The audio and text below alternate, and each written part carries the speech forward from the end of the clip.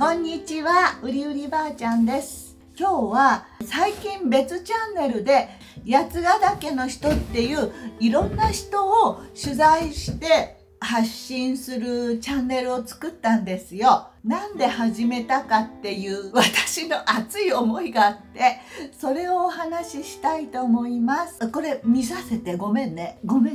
も浮かせて。68歳つつましくも贅沢な暮らしと69歳幸せを生み出す自然な暮らしでございます。YouTube を始めてもう6年以上経ちます。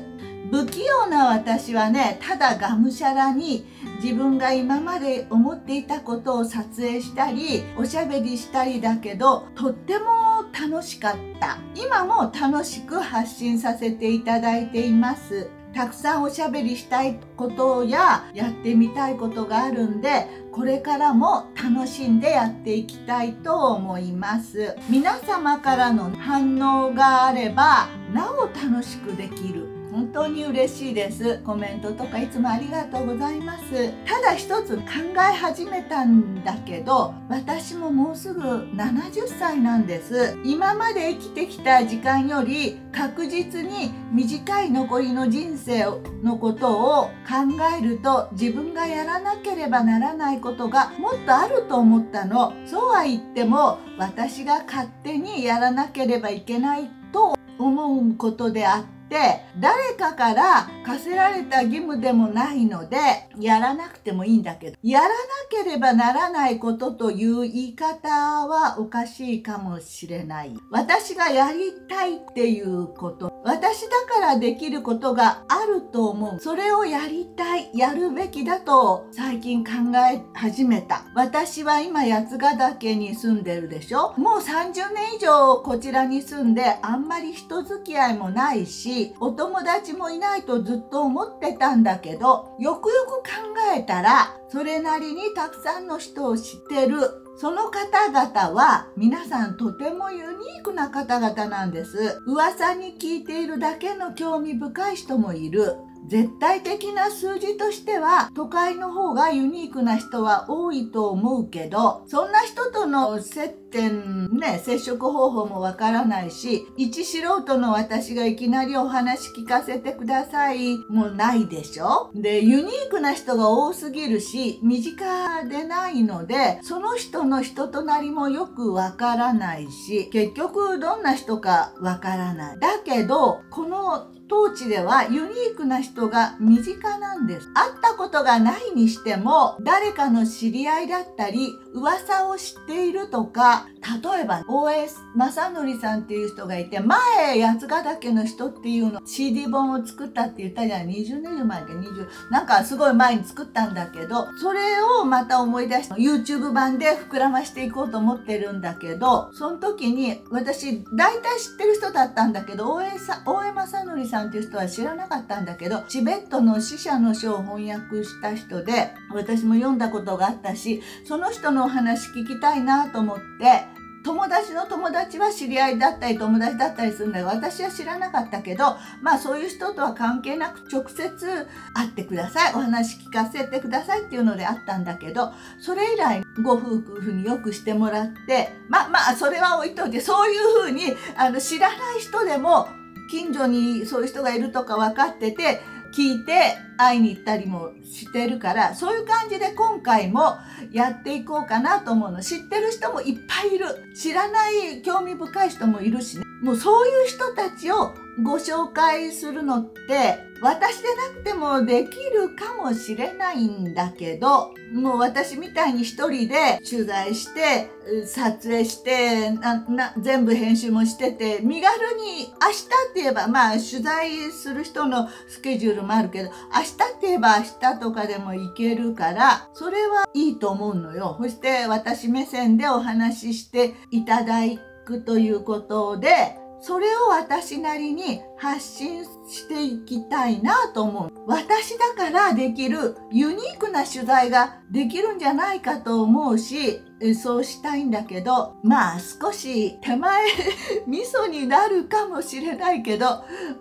ごめんね。私もね、もっと映像技術も表現力も上達させなければいけないとは思うのよ、そのためにも。じゃないとお話をお伺いした人たちにも失礼になると思うから、そういうことをもっと努力した上で、私だからできるということもあるかもしれないと思うんですよ。だから他の人がやれば、その他の人だからできる、その人目線ということであるんだけど、それがまさに私だからできることをやれば良いのだと思うんですよ。それをやりたいなと思ってるの。こういうチャンネルは収益は上がらないだろうと、真面目から思っちゃいけないんだけど、収益上げたいと私も思うんだけど、でもそういう収益度外視でも行わなければいけないかもしれないんだよ。それはね、他の人はお仕事があったりとか、まあ私も食っていかなきゃいけないから他の仕事もするけど、一人だけで食べればいいだけだから、そういうこともあるでしょ。だから私が身軽に割とできるような気もするし、それにはつつましく暮らしている私だからこそ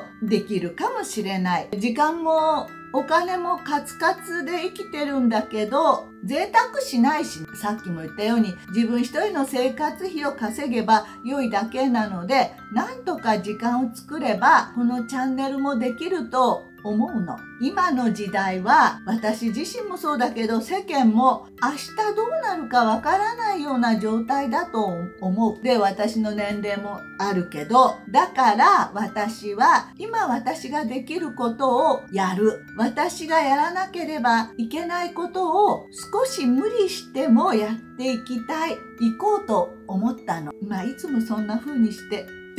生きてるんですけど、それがね、このチャンネルを始めたいきさつかな。今ね、2人の人にお話を伺いました。1人は3月まで高校生だった作るの大好きなじゅんくんです。これはもう上がってるんだけど、だから八ヶ岳の人の動画はね、このじゅんくんの動画まだ1本だけなんですけど、森や自然やなんか廃棄物についてもとてもしっかりした考えを持っていて、なおかつ作るのが大好きで、天才的にものづくりができる子なの。こうって言っちゃいけないよね。とても幸運な人って世の中にたくさんいるでしょ。ラッキーに良い人と巡り会えてうまくいった人とか、そういう人たちのことを羨ましく私は思っていたの。じゅんくんも様々な助ける人たちに巡り合って、良い時に良い人に出会ってラッキーに見えたんだけど、それは彼が幸運だったんじゃなくて、まあそりゃね、ちょっとは理解のある両親のもとに生まれたとか幸運はあるとは思うよ。だけど彼が求めたから巡り会えた、あるいは彼が切磋琢磨してものづくりに励んでいたから助ける人たちが彼の目の前に現れたりと、そんな感じがするのよ。助ける人がすごくたくさんいたわけじゃないよ。彼は頑張ってものづくりに励んで、いろんな人にお話を聞いて求めていって、聞いて様々なものを見て歩いた。そういうことも含めて導かれているという感じなんかなと思うんだ。いろいろあるかもしれない。本当に棚ぼたでうまくいった人もいるのだろうけど、その人たちも努力してないようなこと言ってるかもしれないけど、実は陰でものすごく努力したかもしれない。本当に何もしなくてうまくいった人も中にはいるかもしれないよ。私はこの年で初めて幸運な人の成り立ちに気づいた気がする。そのじゅんくんを見てて、みんなが彼がこう頑張って頑張ってるからアンテナがおのずと立つのよ。そんな気がするんで、そしたらそこへ持ってきていろんなことが起こるもないかもしらんけど、とにかく頑張って彼の才能があって、もううまく言えないんだけどね、頭の中をもうちょっと整理する。求めたり努力するアンテナが手助けしてくれる人を引き寄せているんじゃないかと思うんだよ。ただ幸運な人を羨ましがっているものにはアンテナが立っていないんんじゃないかと思う。あんなことがあればいいな、こんなことがあればいいな、思うだけの人にはね。そして私も今までいろんな人たちを羨ましく思うばかりだった。で、何も行動しなかった60歳の私は18歳の男の子に今回すごく教えられた。努力と才能と自分の好きなことへの情熱を兼ね備えた人はきっと良い方向に進むんだと思った。本当にね、努力してる、作ることが好き、なおかつそれに持ってきて才能があるんだね。作ることの本当にすごく細かいこともね、よくできるんだよね。でも細かいことができる才能があったとしても、好きとか努力をしようとかいうものがなかったら才能は埋もれてしまうんじゃないかと思う。才能ある子は実はたくさんいるんだと思うよ。その才能があるだけでおしまいになったり、うまく言えないんだけど、その幸運な子の本当に羨ましがってるばかりじゃいけないなと思う。努力もして自分でそれを求めていって、そういうのをずんずんあってこその成り立ってるすごいものっていうのがあると思ったね。それでよ、ただ情熱と努力があって才能がない人のすいません、私かもしれないけど、そういう人は難しいけど、さて才能、努力、情熱全部あるし、そういう人はいいよね。だけどただ情熱と努力だけあって才能がない人は私と一緒に頑張りましょう。情熱がある限りきっと良い方にいつか行くと思うのですが、どうでしょうか。単なる願望でございます。彼の取材は私にとってもとても実り多い第1回目の動画になりました。教えられたね。すごい。どう言っていいのかね、まだまだ頭の中で整理できてないんだけどね。だから今後いろんな人との出会いを知っててもあんまり深く尋ねてなかったりするから、そういう人にお話をお伺いするというのは私の成長にもなるなと思った。そういうのは思ってなかったんだけど、ただ単にいろんな人を取材していこうっていうか、いや私ならできるんじゃないかとかいろいろ思ったんだけど、私の勉強になると思った。でね、その次、この前取材したんだけど、2回目は長崎の爆心地近くの城山小学校に通っていた当時9歳の女の子だったのりこさん。今88歳です。お父さんは三菱造船所で戦艦武蔵に関わっていた。そのお父さんの強い指示で一家4人は熊本に8月になって早々疎開した。そして原爆が落ちて、学徒動員の姉は学徒動員で軍需工場で働いてたお姉さんと、お父さんはやっぱり戦艦作ってるような軍需工場なわけ。2人とも軍人扱いらしいよ。だから戦死2人ともしてるんだけど、遺族年金そういうのをもらってるって言ってたよ。原爆落ちたでしょ。でだから学徒動員の姉は疎開できなかった。17歳だったんだって。その時ね、被爆した体で疎開先の熊本にのりこさんたちが一家4人で疎開してたところに汽車に乗ってきたんだって。その時にのりこさん1人しか家にいなくて、お布団引いたりなんだらして大変だったみたい。そういう話聞いたから。で数日後にね、お姉さんは亡くなった。お父さんも被爆して亡くなった。9歳ののりこさんは姉が亡くなる様を見、疎開に旅立つ汽車を見送ってくれた友達も亡くなった。そういうことや、1500人いたんだって、城山小学校にね。そのほとんどが亡くなってしまったんだって。だから世界一悲惨な学校って言われてるらしいよ。その小学校を8月に去って疎開して生き残ったのりこさん、たくさんのお話をお伺いしました。きっと多くの方はね、こういう悲惨な暗いお話は聞きたくないかもしれないと思う。だけど亡くなった多くの方々だってそんな悲惨な目には会いたくなかったと思うじゃなくて会いたくなかったよね。私たちは嫌な話は聞かなければ済むけど、いやおうなくそういう現実を突きつけられた人々がいるということを私たちは知る義務があるんじゃないかと思うんだよ。もし80年前に生きていれば、私たちだってそういう現実を突きつけられていたんだから。誰だって平和な世の中がいいでしょ。楽しい毎日を送って美味しいものを食べて楽しく暮らしていきたい。でもそれができなかった時代が現実にあったということをね、知らなければいけないと思うんだ。そして私はのりこさんを以前から知っていたので、お話をお伺いする義務があると思った。9歳で私は死んだってのりこさんは言ったよ。後の人生は9歳で亡くなってしまったみんなの分を生きて話す義務があるというの。話す義務がある人の話を受け止める義務もあると思う。のりこさんのお兄さんはベニヤでできた特攻機に乗って任務に向かうはずでしたが、違う人がもう乗ってたんだって。そのベニヤの飛行機はもう終戦間近で鉄とかなかったんじゃない？ベニヤでできてたんだって。でその飛行機は乗るはずだったんだけど、違う人が乗ってたんだ。君の番じゃないとかって言われたらしいよ。なんか急いで乗ってもう行かなきゃいけなかったんじゃない？とにかく旅立ったそのベニヤの飛行機はそのお兄さんが見てるすぐ前で落ちて